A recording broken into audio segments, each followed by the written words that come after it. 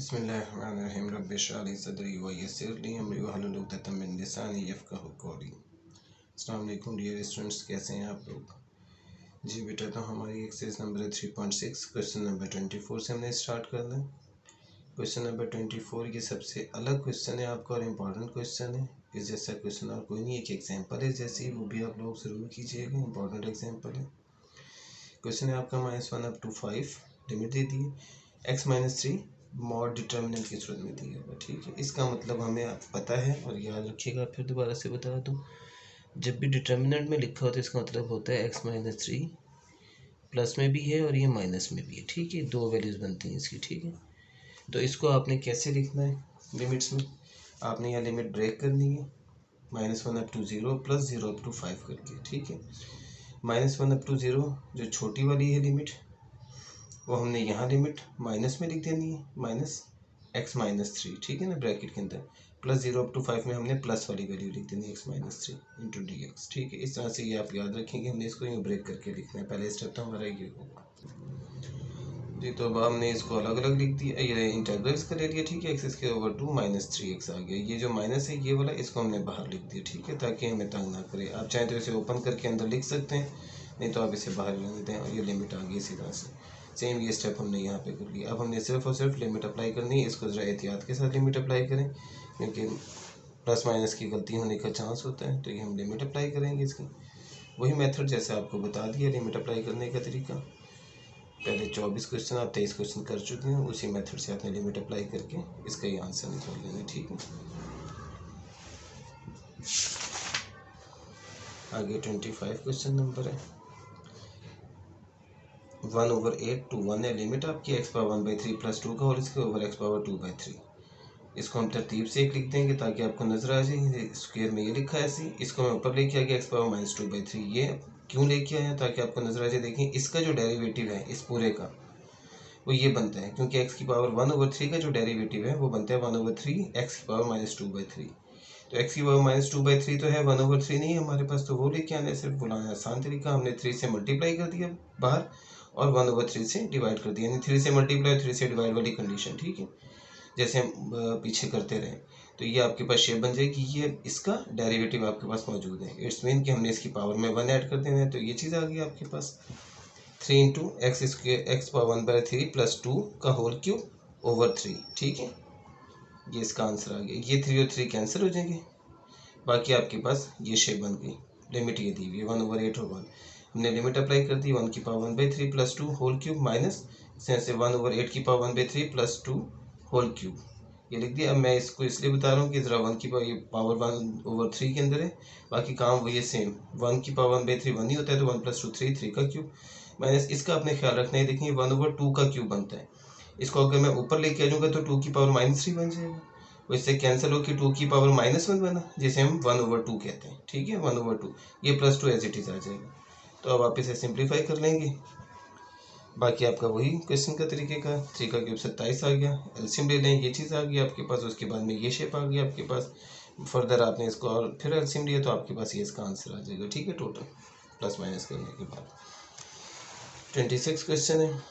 इसमें हमारे पास वही काम है, डिवाइड वाला, जो हमने पहले भी सीखा था। मैंने आपको बताया था इसमें डिवाइड करना होगा जब आपके पास ऊपर और नीचे सेम हो, या ऊपर बड़ी और नीचे छोटी बड़ी हो।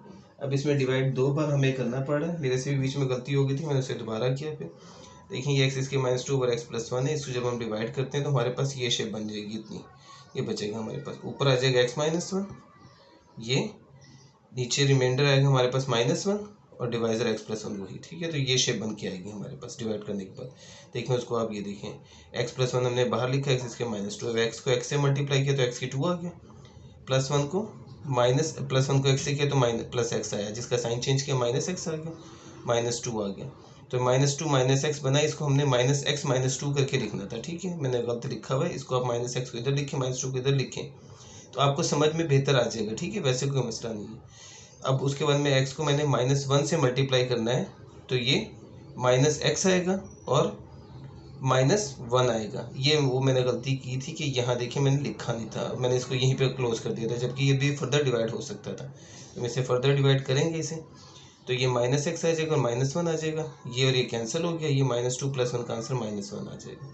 तो हमारे पास x - 1 आपका क्वोशंट आया, -1 रिमाइंडर आया और ये डिवाइजर। तो हम इसको यूँ करके लिख देंगे x - 1 आना तो बीच में प्लस है, लेकिन इस माइनस की वजह से -1 यहाँ पे था, -1 ओवर दिस होता है, तो वो मैंने directly minus into -1 over x + 1 करके लिख दिया इसको, ठीक है, ताकि हम अपने स्टेप बचा लें, उसमें और कोई बात नहीं।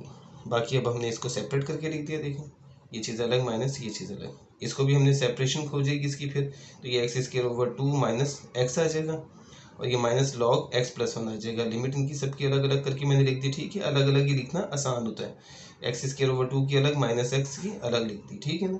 इकट्ठा भी लिख सकते हैं लेकिन वो मुश्किल पड़ेगी आपको क्वेश्चन करने में, तो अलग करने आप आसान हो जाएगा काम। अब ये लिमिट अप्लाई कर दी इनकी सिंपल वही तरीके से, ठीक है। मैंने अब 2 को भी बाहर नहीं लेके गया, यहीं पे लिमिट अप्लाई कर सकते हैं क्योंकि आसान सी थी। 3 का स्केयर 9, 9/2 -1 का स्केयर 1, 1/2, ठीक है। यहाँ भी और यहाँ भी ऐसे लिमिट अप्लाई कर दी हमने, ठीक। देखने ये शेप आ गई, इजी शेप है, कोई ऐसी बात नहीं।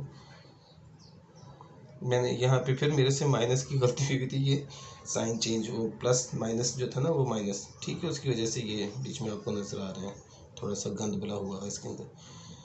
तो ये इस किस्म की छोटी मोटी मिस्टेक्स हो जाती हैं जिसका आपने ख्याल रखना है कि आपसे ना हो पेपर में, ठीक है। तो ये आपका आंसर आ जाता है, इसका सिंपल सा काम है। क्वेश्चन नंबर 28 है, छोटा सा आसान सा क्वेश्चन है। sin x - 1 over cos square x लिखा हुआ है, इसको आप अलग अलग लिख देंगे, ये ओवर ये अलग, ये ओवर ये अलग, ठीक है। ये चीज़ जो आपके पास secant x tan x बन जाती है, sin ओवर cos tan और 1 ओवर cos secant, ठीक है। ये secant स्क्वायर x ये आपका secant x का इंटेग्रल होता है, वो लिख दिया हमने, और ये tan x का इंटेग्रल होता है, ठीक है, वो लिख दिया हमने tan x। अब ये लिमिट अप्लाई कर देनी है, ये secant π/4 माइनस secant 0 और इसी तरह से ये लिख दी, ठीक है ना। अब इसका आंसर ये आपके पास निकल आएगा इनकी वैल्यूज पुट करने के बाद।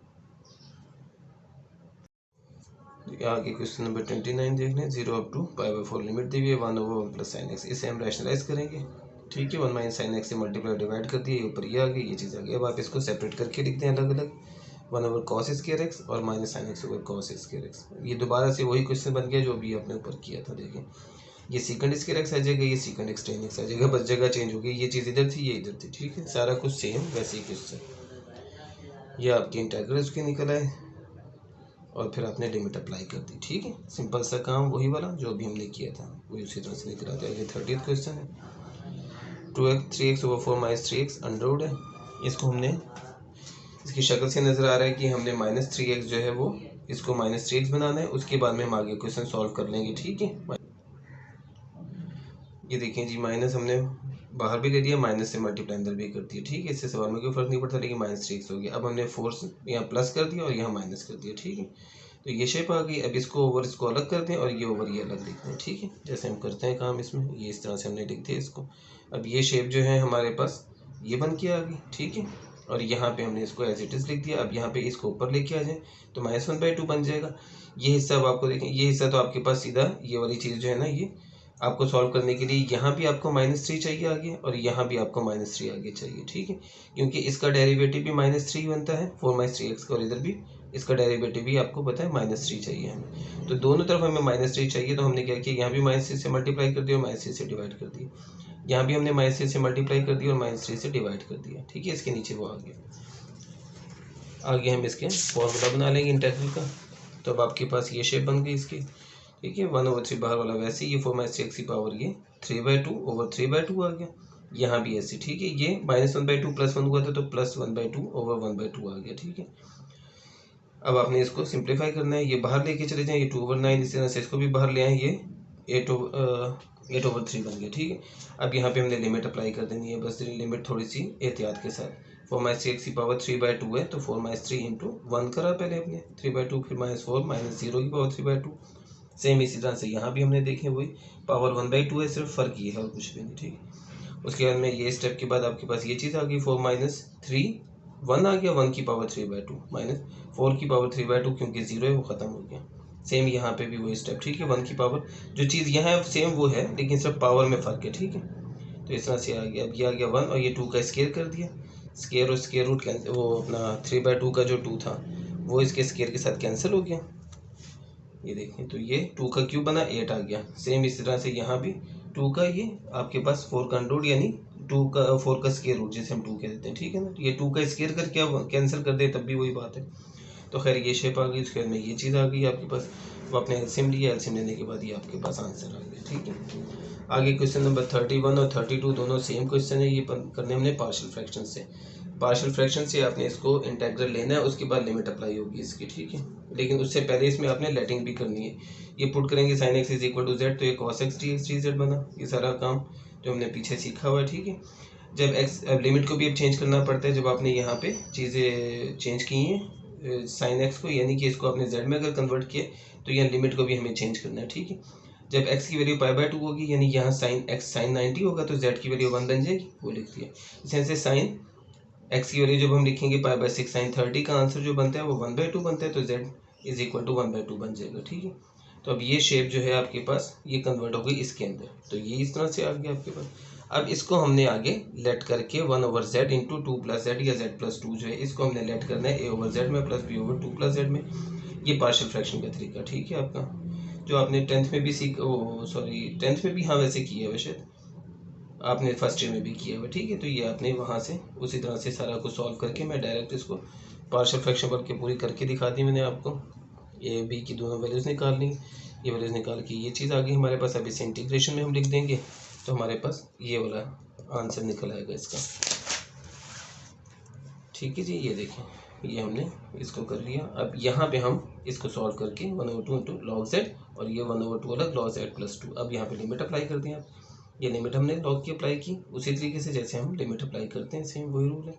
ये लिमिट अप्लाई करने के बाद ये आपके पास ये आंसर इसका यहाँ तक आ गया। उसके बाद में फर्दर हमने किया तो ये आपके पास ये चीज़ आ गई, ठीक है। अब इसमें ये है, देखें यहाँ मैंने 0 करके इसको log 1 को 0 करके ख़त्म कर दिया था, तो बाकी जो चीज़ बच गई थी वो ये थी। इसमें ये स्टेप याद रख लें थोड़ा सा। ये है आपके पास प्लस की वैल्यू और ये दोनों माइनस की, तो इसका मतलब है ये ऊपर आ जाएगी और ये नीचे आ जाएंगी दोनों। लॉग का रूल अप्लाई किया, ठीक है। एक सिंगल लॉग में जैसे लिखते हैं तो लॉग इंटू ये ऊपर और ये दोनों नीचे आ गए।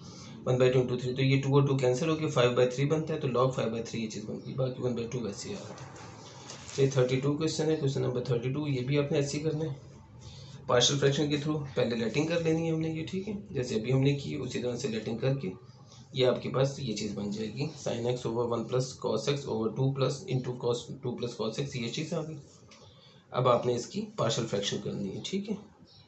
अच्छा, इसमें मैंने एक स्टेप ये भी कर दिया, ये माइनस में आ रहा था तो मैंने क्या किया, इसको लिमिट को चेंज कर दूंगा। 1 को नीचे और 2 को ऊपर कर दिया तो ये माइनस खत्म हो गया। अब ये चीज़ आ गई, इससे आसानी हो जाती है, ठीक है। हम क्वेश्चन को माइनस के, क्योंकि माइनस जितने ज़्यादा दफ़ा आया हुआ होता है बीच में उतने हमें क्वेश्चन करने में तंगी होती है। जल्दी भी करना होता है क्वेश्चन तो प्लस माइनस की गलती के चांसेस बढ़ जाते हैं, इसलिए आप इसको पहले ही अवॉइड कर लें चीज़ों को तो ज़्यादा बेहतर है। खैर ये अब आपने पार्शियल फ्रैक्शन बिल्कुल सेम अभी जैसे उस क्वेश्चन की थी सेम वही पार्शियल फ्रैक्शन है, ठीक है। उसी तरह से यहाँ भी हो रही है। ए और बी की दोनों की वैल्यूज निकल आई हैं आपके पास। अब ये आपके पास वैल्यू से करने के बाद ये आंसर आ गया इसका, ठीक है जी। अब हमने इंटेग्रल ले लिया इसका, तो ये इंटेग्रल आ गया। आगे हमने उसी तरह से इंटेग्रल लिमिट अप्लाई करी। अब यहाँ पे देखें मैंने log 1 का आंसर 0 नहीं लिखा, सिर्फ ये बताने के लिए कि हम इस तरह भी कर सकते हैं और उस तरह भी कर सकते हैं, ठीक है। तो मैंने इसको ऐसे रहने दिया। अब यहाँ देखें log 2 भी प्लस में, log 2 ये भी प्लस में, तो ये दोनों ऊपर आ जाएंगे सिंगल लॉग में जब हम करेंगे कन्वर्ट। log 2 × 2 ओवर में 1 × 3 आ गया, ठीक है। तो 1 × 3 3 ही होता है, तो अगर मैं इसको 0 कर भी देता तो भी आपका आंसर यहाँ नीचे 3 आना था, ठीक है। ये चीज़ खत्म हो जाती, ये log 1 0 तो ये खत्म हो जाता ना, तो आपके पास माइनस log 3 होता है सिर्फ, तो वो नीचे आता, तो तब भी log 3 आना था, अब भी वही आ रहा है log 4/3, ये आपका आंसर आ गया। तो ये आपकी एक्सरसाइज नंबर 3.6 जो यहाँ पे कंप्लीट हो जाती है। तो हम अपना लेक्चर भी यहाँ पे ख़त्म करते हैं। इंशाल्लाह नेक्स्ट लेक्चर में 3.7 हम करेंगे। अल्लाह हाफिज़।